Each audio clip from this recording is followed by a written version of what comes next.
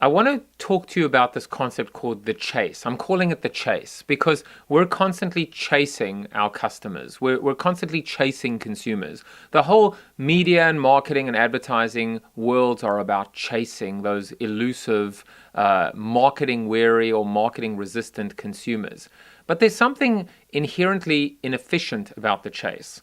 In my first book, In Life After the 30-Second Spot, I spoke about what I called lag or gap analysis. We talk to people at 9 o'clock at night when they're watching CSI, but they really aren't in a position to buy, even if they wanted to.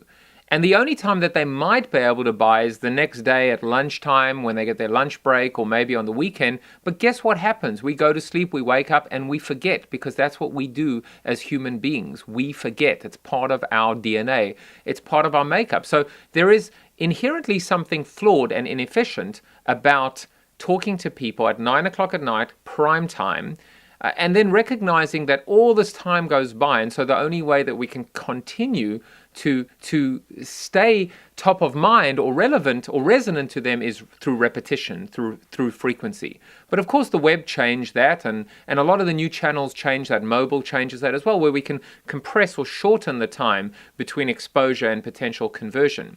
But I want to park that for a second, and I want to talk about a personal experience. Here's what I've learned from being a consultant, and here's what I've learned from being a seller. Because guess what? We're all sellers. The problem with the agency world is that they don't know that. They're too used to being buyers. They're too, used to being bought by all the sellers that take them to expensive places and boondoggles, and they're so self-entitled as buyers. But they need to remember that they're sellers and they're selling stuff on behalf of their clients, and they need to sell better to their clients. But the problem with this whole buying versus selling thing, and this is what I've learned, is that people either want to buy or they don't want to buy.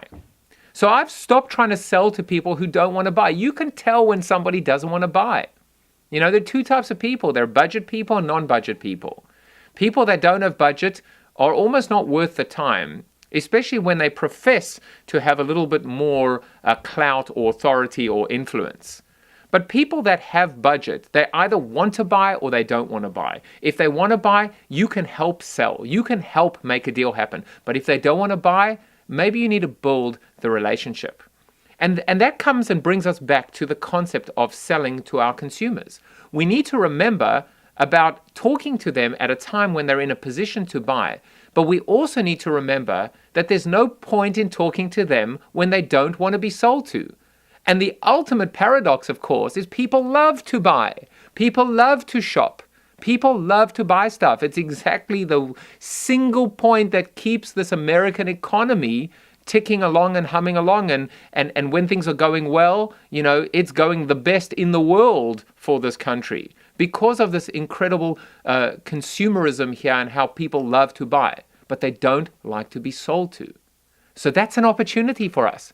How do we talk to people when they want to buy and when they can buy, and do that in a position or in a way where we're not selling to them? Because guess what?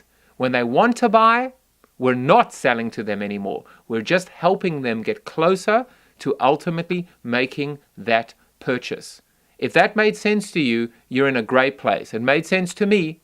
Go back and watch the video again, and hopefully it will all come together for you. Jaffe@power.com, @JaffeJuice on Twitter. It's time to flip the funnel now. Pick up a copy of my new book, available wherever books are sold.